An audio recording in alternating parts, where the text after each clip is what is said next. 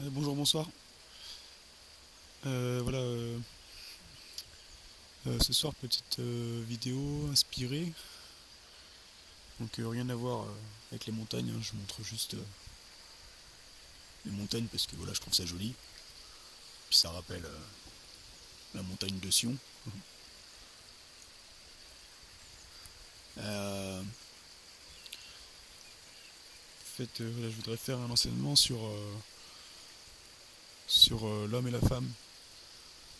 Et en même temps, pour mettre au clair aussi les soi-disant doctrines qui voudraient que tout homme et toute femme ait un mari ou une femme prédéfinie. Voilà, si tu écoutes cet enseignement, mais que tu saches que c'est un gros mensonge et que ça conduit l'être humain à l'orgueil en fait et à rejeter la faute sur Dieu. Donc je m'explique. Ouais, donc si tu penses que ta femme ou que ton homme c'est Dieu qui te l'avait prédestiné, ben t'es sur la bonne vidéo là. En fin de compte, il y a des doctrines que moi j'ai souvent entendues dans les églises ou enfin, même dans le corps du Christ en général. C'est je donne un exemple. Euh, un frère ou une sœur, voilà, ils vont à une petite réunion de prière, une église de maison, quoi. Voilà, le frère, il rencontre une femme, et en fin de compte, là, voilà, il reçoit, voilà, ok, c'est elle ta femme, etc. Puis il va voir un aîné dans la foi, et puis un aîné, en fait, lui confirme, ouais, si, il prie tout ça, puis il confirme, ouais, si j'ai reçu, ouais, en effet, c'est ta femme, vas-y, quoi. Vas-y avec la force que tu as, vas-y en Christ, en fait. Juste soit attentif à l'esprit, soit centré sur Christ, ok, il n'y a pas de souci avec ça. Maintenant, le gros souci, c'est quand il y a séparation derrière. Bah là, ça devient très compliqué, là. Parce que c'est soit Dieu t'a menti, soit il y a quelque chose que t'as pas compris. Ou soit on va rejeter la faute sur l'ennemi, on va rejeter la faute sans le savoir sur Dieu, ou on va même rejeter la faute sur la personne, comme Adam l'a fait au commencement. Enfin, on ne sait pas s'il a vraiment rejeté la faute, mais en tout cas, il a dit à Dieu c'est la femme que tu as mis à mes côtés. Et on rejette jamais la faute sur soi-même. Donc on en revient toujours au fait qu'on a une identité en Christ et qu'on a toute autorité en Christ. Mamie, il faut que tu saches que si tu es venu à Christ, Dieu s'est fait homme afin que l'homme puisse devenir Dieu. Ça, c'est. Je sais plus qui c'est qui le disait, mais bref, c'est un homme qui l'a dit.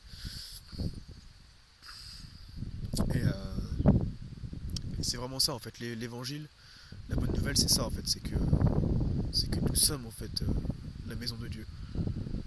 Et si t'es la maison de Dieu, maintenant, si Dieu t'habite, si t'as toute autorité en Christ, et bien, en fait, c'est pas compliqué, hein. Quand tu trouves une femme, c'est à toi de la garder. Surtout si t'es un homme, parce que l'homme, il est censé garder sa femme. Parce que Ephésiens 5, l'homme représente Christ, en fait, dans le foyer, et la femme représente l'Église. D'accord. Ephésiens 5, Paul a le dévoilement en fait de Genèse 2 dans ce passage. Il explique en fait que comme l'homme quitte son père et sa mère, en fait quand il parle de l'homme c'est Christ et sa mère c'est l'Église en fait. Il s'attachera à sa femme et ils deviendront une seule chair. En fait compte c'est c'est Christ qui engendre l'Église et l'Église enfante Christ. C'est ça en fait hein, qu'on doit représenter, qui doit représenter un foyer familial en Christ, hein. C'est aussi simple que ça, hein. On doit juste représenter en fait l'alliance en fait entre Dieu et les hommes. C'est tout. Donc Christ et l'Église. Maintenant, c'est à toi en fait de persévérer dans, dans l'évangile de paix et d'amour. C'est à toi en fait de persévérer dans la connaissance de Christ qui t'habite. C'est à toi en fait de chercher plus la vie qui est en toi. C'est à toi d'aller toujours plus dans le sens en fait de Jésus-Christ, de chercher qui tu es en lui. C'est tout. Il n'y a rien de plus. Il n'y a rien de moins. Si t'as une femme, si t'as un mari, c'est à toi de le ou de la garder. Et si tu veux garder ta femme, mais fais de Jésus-Christ, lui qui est la pierre angulaire, fais le centre de ta famille. Et si tu en fais le centre, moi j'en parle avec mon vécu. Au début, en fait, quand je me suis mis avec ma chérie, ma femme, elle était vraiment dans la crainte et moi heureusement j'avais été bien enseigné, j'étais vraiment tourné vers Christ et vraiment zélé en fait. Et du coup ça nous a permis d'avancer, d'aller jusque là où on est aujourd'hui et je sais aujourd'hui j'ai la confiance que on ira jusqu'au bout ensemble. Parce que je ferai tout pour... Enfin en fait c'est Christ en moi, j'ai la confiance en fait que Christ en moi fera tout en fait pour garder ma femme. C'est tout, j'ai remis ma confiance en lui, moi je suis mort en fait. Moi je ne fais plus par mes propres forces.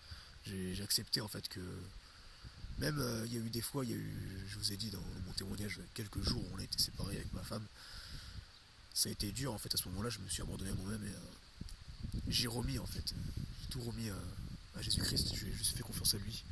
Parce que seul lui en fait est le bon époux, c'est lui, le bon mari c'est lui. Donc revenons à notre premier amour. A plus, Dieu vous bénisse, j'espère que cet enseignement a été très clair et que tu comprendras toi qui regardes la vidéo que voilà, ta femme c'est ta femme, c'est ok, c'est pas la femme de Dieu premièrement. Maintenant, faut que tu saches que ton époux, même si t'es un homme, ton épouse, c'est l'église, ton époux, c'est Christ.